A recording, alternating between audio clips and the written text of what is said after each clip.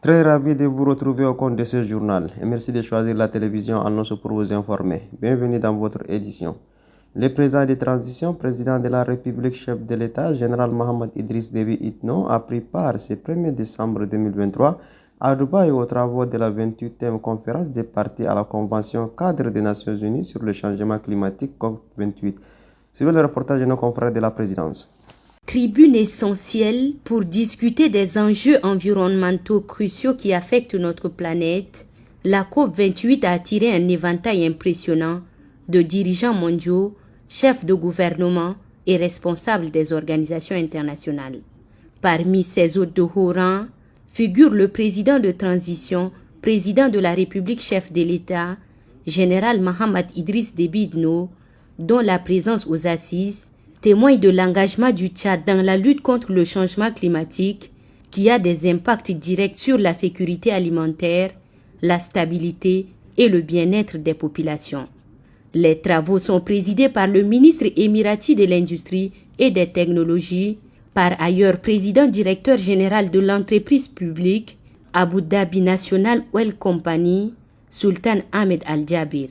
Les travaux de cette 28e COP sont dédiés au premier bilan mondial de l'action mené par l'ensemble des États conformément à l'accord de Paris conclu lors de la COP 21 en 2015.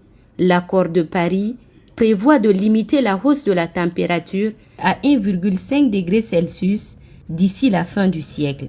Une question essentielle et prioritaire pour le Tchad, pays moins pollueur mais durement frappé par le changement climatique. Plusieurs interventions ont marqué cette première journée de rencontre de haut niveau. Au nombre de ces interventions, il y a celle du secrétaire général des Nations Unies, Antonio Guterres, et du roi Charles III du Royaume-Uni. Toutes mettent en avant l'urgence d'agir face au bouleversement climatique qui touche déjà de manière disproportionnée les communautés les plus vulnérables et la nécessité pour les nations plus riches de tenir leurs promesses en matière de financement, un élément clé des efforts globaux pour lutter contre les changements climatiques. Des prises de parole qui vont se poursuivre jusqu'à demain. La COP28 promet donc d'être un forum crucial devant permettre de partager les meilleures pratiques et élaborer des politiques concrètes pour relever les défis climatiques. Le Tchad, sous la direction du président de transition, général Mohamed Idriss Déby Itno, s'engage comme l'ensemble des pays représentés à jouer un rôle actif dans cette quête collective pour un avenir plus durable et résilient face au changement climatique qui menace dangereusement notre planète. Toujours à Dubaï, en marge de sa participation aux travaux de la COP28, le président de transition, président de la République, chef de l'État, général Mohamed Idriss Déby Itno, a reçu l'ancien premier ministre soudanais, Dr Abdallah Hamdok, également présent à Dubaï. Suivez une fois de plus le reportage de nos confrères de la présidence. Depuis le déclenchement de la crise soudanaise, le Tchad, à travers le président de transition, général Mohamed Idriss Déby Itno, a toujours plaidé en faveur d'un dialogue entre les parties en conflit et soutenu les réfugiés.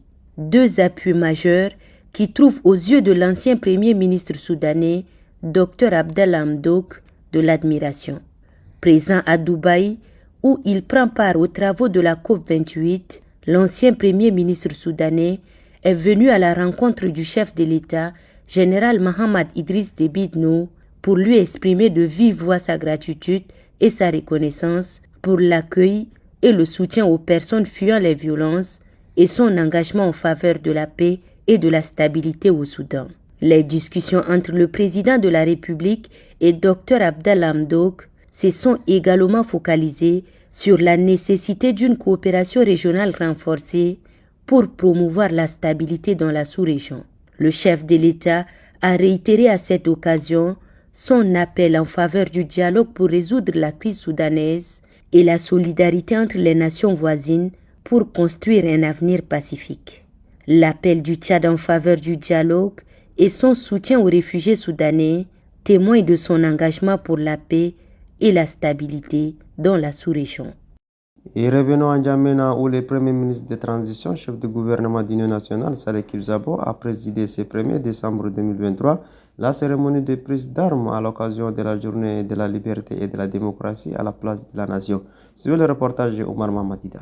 Le 33e anniversaire de la journée de la liberté et de la démocratie est célébré cette année à l'absence du président de transition, président de la République, chef de l'État, général Mohamed Idriss Déby Itno. C'est le chef du gouvernement d'Union nationale, Saleh Kibzabo, qui a présidé la cérémonie de prise d'armes à l'occasion de la journée de la liberté et de la démocratie. Les forces de défense et de sécurité ont manifesté leur joie sous le regard administratif des autorités et de la population. Les forces de défense et de sécurité ont également défilé tour à tour pour rendre agréable cette cérémonie de prise d'armes. Quelques démonstrations faites par le groupement d'intervention rapide a mis terme à la cérémonie. Une activité à une autre, le parti PIS a organisé ce 1er décembre 2023 un meeting relatif à la campagne référendaire au quartier Kamda dans la commune du 7e arrondissement de la capitale. Les militantes et les militants du parti sont sortis massivement pour ce grand rendez-vous. Je vous invite de suivre un extrait du président du parti PIS, Natoy Alaringar. Comme Birago Diab l'avait dit, les morts ne sont pas morts. Si Déby physique est mort, ses idéologies sont vivantes. C'est-à-dire, il voit tout ce qui se passe au sein de cette nation. Car ses compagnons ne doivent pas trahir sa mémoire. Mais au contraire, ils doivent honorer sa mémoire en proclamant haut et fort, le Tchad doit basculer vers la fédération. Mesdames et messieurs, nul ne peut ignorer qu'il y a un bon nombre de Tchadiens qui préfèrent que le peuple vive dans la souffrance. Ils cherchent à tout prix de faire du Tchad une nation dynastique. Elle n'est pas aussi la pensée du père fondateur de la démocratie. Car le feu président, le maréchal Idriss Déby Itno, n'a jamais pensé une minute à une dynastie. Ainsi, nous proclamons également haut et fort. Peut-être que vous allez poser la question, qu'est-ce que la dynastie? Alors, voici la réponse. La dynastie est une descendante succession de souveraineté d'une même famille qui règne dans un pays. Le Tchad a plusieurs groupes ethniques. Le Tchad a plusieurs groupes ethniques, je le répète.